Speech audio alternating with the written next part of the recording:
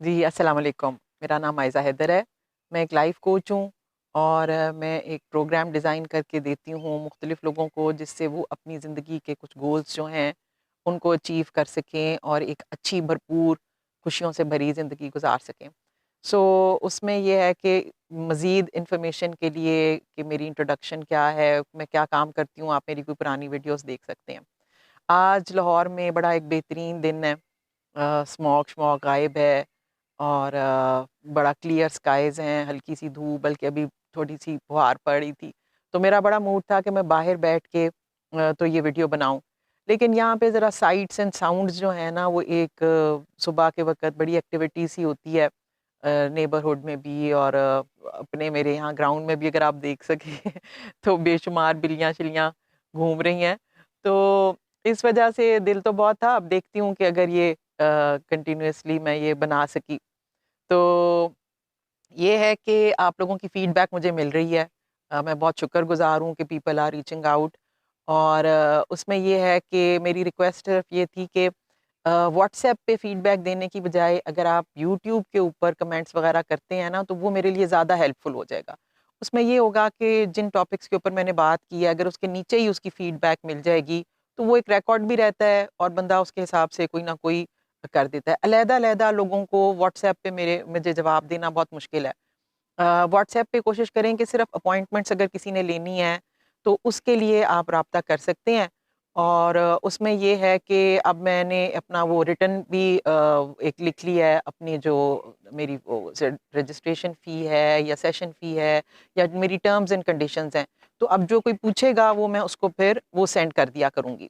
तो आप लोगों को भी क्लियर हो जाएगा कि किस पैटर्न पे मैं काम कर रही हूँ और वो फिर आपके लिए ईज़ी हो जाएगा। और दूसरा ये कि बहुत सारे लोग जो कोई मुल्क से बाहर पूछ रहे हैं सेशंस के लिए, उनका फिर यही मैंने अब सोचा है कि हम ज़ूम मीटिंग्स कर सकते हैं। कि ऑब्वियसली अगर कोई पाकिस्तान में नहीं है और वो कोई बातचीत करना चाह रहा है, तो उसका बेस्ट तरीका यही है कि आप ज़ूम मीटिंग कर लें और वीडियो कॉल कर सकते हैं, अगर किसी को कोई ज़ूम का इश्यू हो।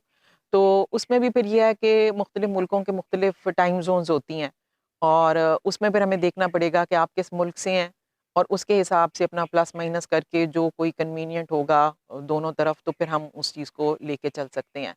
तो अभी एक किसी से बात हो रही थी, वो ज़ाहिर है अमेरिका में कहीं हैं, तो उनका तकरीबन कोई 10-11 घंटे का डिफ़रेंस हो जाता है। इसी तरह मेरा मतलब है कि मुख्तलिफ़ मुल्कों में फिर हमें देखना पड़ेगा कि हमारे दिन है, वहाँ रात है, तो वो क्या हो सकता है, लेकिन ज़ूम सेशंस हम कर सकते हैं। उसके बाद मैंने ये मेंशन करना था जी, कोई लोग पूछ रहे थे कि एक मैंने पहले भी इस चीज़ का कहा था कि अगर तो आपको कोई मेडिकल इश्यूज़ हैं, तो वो ऑब्वियसली पीछे तो उस पे हम मतलब वो कोई आपके मेडिसिन्स का इसके साथ कोई क्लैश नहीं है, वो आप एज़ इट इज़ जिस तरह अपना लेते हैं, करते हैं, वो आप करें। लेकिन अगर किसी स्टेज पे आपको फ़ील हो कि उसमें आपको कोई फ़र्क नहीं पड़ रहा, तो एक सीनियर फैमिली फ़िज़िशियन से आपकी कंसल्टेशन और एक अगर मुझे फ़ील हुआ कि भई कोई इतना टेक्निकल मसला है जो कि खाली मेरी काउंसलिंग से ठीक नहीं हो सकता, तो फिर एक प्रोफ़ेशनल हमारे एक जो साइकियाट्रिस्ट हैं, उनके साथ आपका एक सेशन बिल्कुल फ्री होगा। वो रजिस्ट्रेशन में ही इंक्लूडेड है, आप समझें कि ये एक टीम वर्क है, एक फैमिली फिजिशियन, एक साइकियाट्रिस्ट, वो हमारे बैक एंड पे मौजूद होंगे। अगर मुझे लगे कि जी हमें मज़ीद कोई प्रोफ़ेशनल हेल्प चाहिए तो फिर हम उनको कंसल्ट करेंगे। वो आपकी उसी रजिस्ट्रेशन फ़ी के अंदर वो उनकी दोनों सर्विसेज़ की एक-एक सेशन जो है वो आपको फ्री होगा उसका। अच्छा, लास्ट टाइम हमने किया था डिप्रेशन के ऊपर और उसमें लोगों ने मुझे काफ़ी फ़ीडबैक अपनी दी है और अक्सर ये होता है कि जब उनसे बात करते हैं तो वो ये कहते हैं कि हम जो पहले भी बहुत सारे हमने लोगों से बातचीत की है, प्रोफ़ेशनल हेल्प भी ली है, लेकिन हम उस स्टेट ऑफ माइंड से एक नेगेटिव स्टेट ऑफ माइंड से हम बाहर नहीं निकल रहे। तो उसमें बहुत सारे रीज़न्स होते हैं। अ, वो तो होता है ना कि आप थोड़ी-सी बातचीत करते हैं, आहिस्ता-आहिस्ता आपको आइडिया होता है कि भई इश्यू कहाँ पे आ रहा है। लेकिन एक जो मैंने देखी है चीज़ जो एक यूजुअली एक नेगेटिव स्टेट ऑफ माइंड का एक बन जाता है कि आप ज़्यादातर कुछ लोग सेल्फ पिटी का शिकार हो जाते हैं। तो सेल्फ पिटी जो है इन इटसेल्फ एक नेगेटिव स्टेट ऑफ माइंड भी है और आप उसमें से निकलना भी नहीं चाहते। आपको लगता है कि मतलब ये मुझे अटेंशन मिल रही है, लोग मुझे बहुत तरस खा रहे हैं, मेरा कोई ऐसा इश्यू है, अब मैं डिप्रेस्ड हूँ, सारों की मुझे तवज्जो मिल रही है। वो एक नेगेटिव अटेंशन भी आप सीक करना शुरू कर देते हैं। प्लस ये कि आपको मतलब मज़ा भी आना शुरू हो जाता है उस स्टेट ऑफ माइंड में, जो सेल्फ पिटी की एक स्टेट ऑफ माइंड होती है ना, तो उसमें फिर लोग बहुत ये नहीं चाहते कि हम फटाफट ठीक हो जाएँ। वो चाहते हैं कि मतलब हम जो है एक हीरोइन टाइप का जो हमारे ज़हन में आ गया है, वो हम उसको कंटिन्यू करें। कुछ कुछ लोगों के साथ ये डेफ़िनेटली ये चीज़ रहती है कि वो निकल सकते हैं उस चीज़ से बहुत आसानी से। लेकिन समहाउ वो एक एक जिस तरह आपने ड्रामों में भी देखा है कि हमें मतलब अगर कोई 24 किस्तों का ड्रामा है, तो उसमें कॉन्स्टेंटली कोई 20, 22, 23 किस्तों तक यही होता है कि किसी पे कोई ज़ुल्म हो रहा है, कोई ज़्यादती हो रही है और वो बर्दाश्त करता जा रहा है, करता जा रहा है, करता जा रहा है। यहाँ तक कि कई दफ़ा एंड में आके कुछ आखिरी ड्रामे में कोई या तो वो हिम्मत पकड़ता है या फिर ये होता है कि कोई अनयूजुअल से हालात होते हैं कि उसकी कोई बेगुनाही साबित हो जाती है या अल्लाह की तरफ से कोई हालात बदल जाते हैं, तो वो तो असल जो एटीट्यूड है जिससे आप इजीली मतलब एक अगर उसको आप कुरानिक पर्सपेक्टिव से देखें तो वो ये है कि आप में इतनी जुर्रत होनी चाहिए कि आप हालात को चेंज करने की खुद से कोशिश करें और कुरान पाक में भी अल्लाह ताला ये कहते हैं कि अल्लाह ताला उस कौम की हालत नहीं बदलते जो खुद अपनी हालत बदलने की कोशिश ना करे। तो इंसानों के साथ भी यही चीज़ है। आप एक बुरी सिचुएशन में फँस गए हैं, लेकिन आप एफ़र्ट कर रहे हैं, आप कोशिश कर रहे हैं उस चीज़ से बाहर निकलने की, तो वो अल्लाह ताला की हेल्प भी आएगी। अगर आप एक कंडीशन में फँसे हुए हैं और आप कोई एफ़र्ट नहीं करते, तो फिर इसका ये मतलब है कि बहुत मुश्किल होगा कोई आप किसी मिरेकल के इंतज़ार में बैठे हुए हैं कि खुद ही से बस कुछ हालात बदल जाएँ और सब ठीक हो जाए। तो आपने खुद भी एफ़र्ट करना है और फिर उससे ये होता है कि आहिस्ता-आहिस्ता आप देखते हैं कि मेरे मेरे ये जुर्रत करने से, मेरा ये स्टेप लेने से मेरे हालात कुछ चेंज होना शुरू हुए हैं। तो डिप्रेशन का या सेल्फ पिटी का फिर कोई कोई चांस रह ही नहीं जाता। क्योंकि सेल्फ पिटी एक बड़ी एक नेगेटिव स्टेट है और उसमें ये है कि एक आपने लफ्ज़ सुना होगा, हम बहुत इसको कैजुअली यूज़ करते हैं, बेचारा, उस बेचारी के साथ ये हो गया है, उस बेचारे के साथ, उस बेचारे के ये हालात हैं। बेचारा मीन्स इस लफ्ज़ से मुझे शदीद समझे नफ़रत है, कि बेचारा मीन्स कि आपके अंदर एक होपलेसनेस है। आपको लग रहा है कि मैं बेबस हूँ, मैं कुछ कर नहीं सकता, लाचारगी है। मतलब ये स्टेट ऑफ माइंड कभी भी एक उस बंदे की नहीं हो सकती जो जो अल्लाह से कनेक्टेड हो। जो अल्लाह के साथ कनेक्टेड है, जिसको उम्मीद है, वो हमेशा पॉज़िटिव रहता है। वो हमेशा ये देखता है कि अच्छा आज मेरे ये हालात हैं, आज ये एक सिचुएशन बनी है, कल एक बेहतर दिन होगा, कल एक एक बहुत बेहतर एक मेरे लिए सिचुएशन हो सकती है। आज मुझे इसका कोई हल नज़र नहीं आ रहा, मेबी कल एक रेडिकली मेडिकल का कोई इश्यू है, कोई नया प्रोसीजर आ जाए, कोई और इस किस्म की कोई डिवाइस आ जाए जो मुझे कोई हेल्प आउट कर दे, मतलब एक उम्मीद बहुत ज़्यादा रहती है। तो उस बंदे में बेचारगी का कोई एलिमेंट नहीं आ सकता। वो हमेशा पॉज़िटिव फ़ील करेगा, वो हमेशा अल्लाह से कनेक्टेड फ़ील करेगा, उसको उम्मीद होगी कि मेरा ये मसला हल हो जाएगा और अगर ना भी हुआ, तो अल्लाह ताला मुझे इतनी ताकत दे देगा कि मैं इसके साथ कोप कर सकूँगा, इस सिचुएशन के साथ।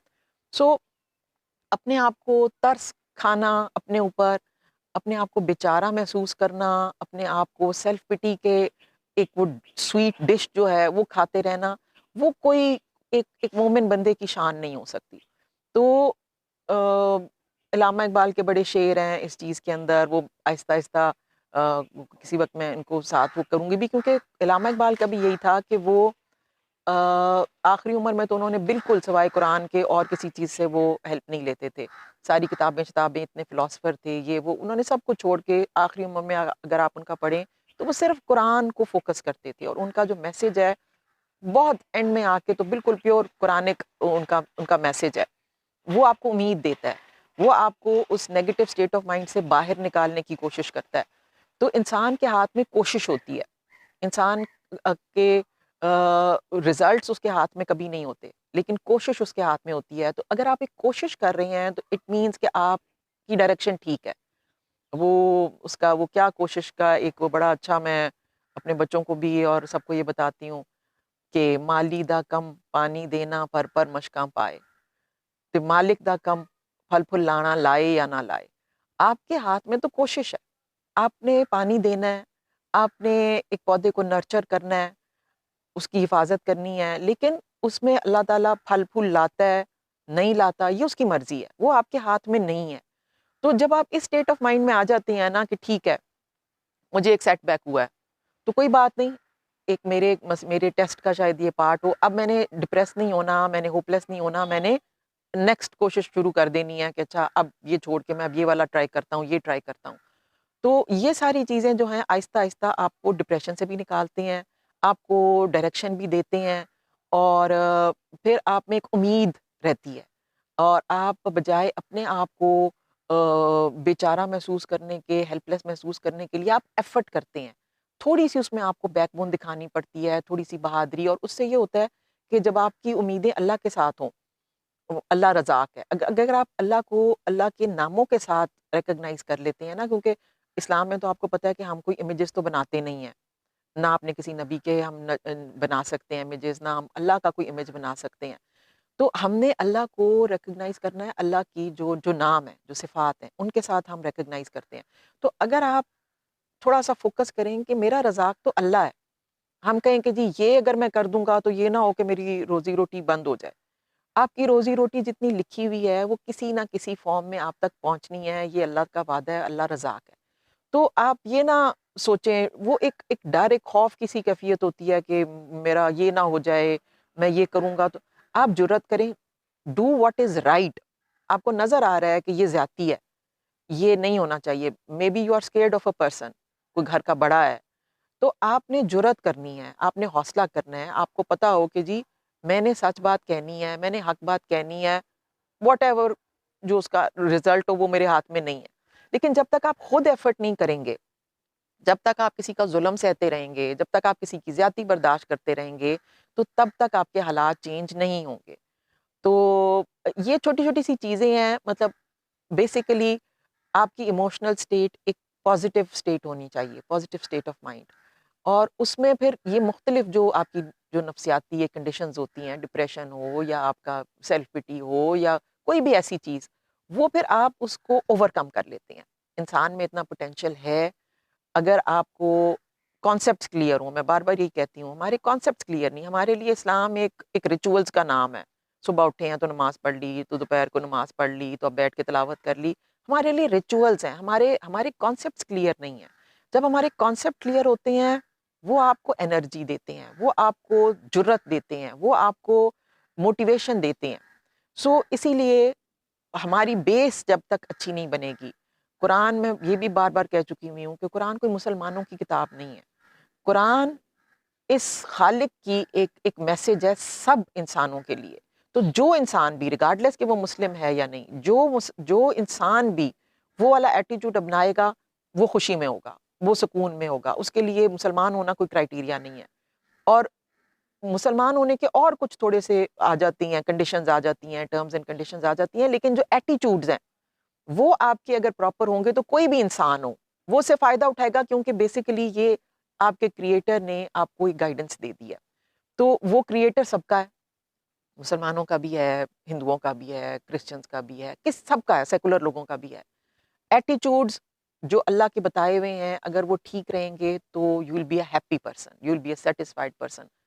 और अगर आपको पूरा मैसेज समझ आ जाता है, तो फिर आपकी दुनिया के साथ-साथ आखिरत भी महफूज़ हो जाएगी। तो ये बड़ी सिंपल सी बातें हैं और वो वही होता है कर person to person, case to case आपकी बात सुननी पड़ती है कि जी अच्छा इश्यू कहाँ पे आ रहा है? अच्छा ये इस जगह पे आप स्टक हो गए हैं, इस जगह से आप निकल नहीं पा रहे, तो उसको रिज़ॉल्व करें। कई दफ़ा होते हैं लोग जो कहते हैं कि पिछली बातें हमसे ना पूछें, वो बड़ी मतलब हमारे लिए दर्द वाली हैं और अब हमें लगता है कि हम पीछे मुड़ के देखेंगे तो हम पत्थर के ना बन जाएँ। तो मैं उनको ये कहती हूँ कि आप नहीं पत्थर के बनेंगे, आप हौसला करें, आप मुड़ के देखें, कहाँ पे वो चीज़ आप स्टक हो गए हैं जहाँ से आप आगे आपसे नहीं जाया जा रहा? कौन-सी चीज़ आपकी रुकावट बन रही है? आप पीछे मुड़ के देखें, उसको थ्रैश आउट करें, उसको उसको हज़म करें कि ये अच्छा बात हुई थी, लेकिन I am stronger than that. ठीक है, उस वक़्त मैं इस चीज़ को नहीं कर सका था कोप लेकिन अब मैं अगर पीछे देखूँगा तो मैं कोई पत्थर का नहीं हो जाऊँगा। मैं उसको देखूँगा, मैं उसको उसको थ्रैश आउट करके फिर आई विल मूव ऑन। तो ये छोटी-छोटी सी चीज़ें हैं, लेकिन इंसान की पर्सनैलिटी में ज़मीन-आसमान का फ़र्क पड़ जाता है जब आप उस पाथ के ऊपर चल जाते हैं। और उसके लिए ये है कि मैं इंशाल्लाह इन डेप्थ भी शायद किसी टाइम के ऊपर वो करूँ, वो बहुत इम्पोर्टेंट सूरत है कुरान पाक की, सूरह असर। और उसमें जो डेप्थ में इंशाल्लाह करेंगे उसको, क्योंकि फिर वीडियो बहुत लंबी हो जाती है। कई लोगों को होता है कि जी आप बहुत फिर जल्दी-जल्दी बोलती हैं। वो अक्सर होता है कि मैं एडिटिंग करते वक़्त वो मैं उसकी स्पीड तेज़ कर देती हूँ कि अच्छा अभी 20 मिनट की या 25 मिनट की वीडियो हो गई है, तो शायद वो स्पीड तेज़ करने से थोड़ी थोड़ी शॉर्ट हो जाए। तो कई लोगों ने ये कहा है कि जी आप स्पीड में ज़्यादा बोलती हैं, हालाँकि स्पीड मेरी मुझे तो लगता है कि स्लो है। तो सूरह असर जो है, उसमें आपको बड़ा एक वाइटल किस्म का एक इन्फॉर्मेशन मिल जाती है। वो वाइटल तरीन इन्फॉर्मेशन ये है, जिस पे अगर आप एक दफ़ा रियलाइज़ करते हैं, तो आप एकदम थोड़ा-सा पैनिक भी करते हैं, लेकिन यही होता है कि अल्लाह ताला उसमें ये कॉन्सेप्ट दे रहे हैं कि जी टाइम तुम्हारे पास बहुत शॉर्ट है। एनी डे तुम्हारा टाइम ख़त्म हो सकता है, तुम्हें वार्निंग भी नहीं मिलेगी। तो इसलिए तुमने जल्दी-जल्दी अपने लिए कोई इतना कमा लेना है कि तुम कल को मतलब जन्नत में जा सको।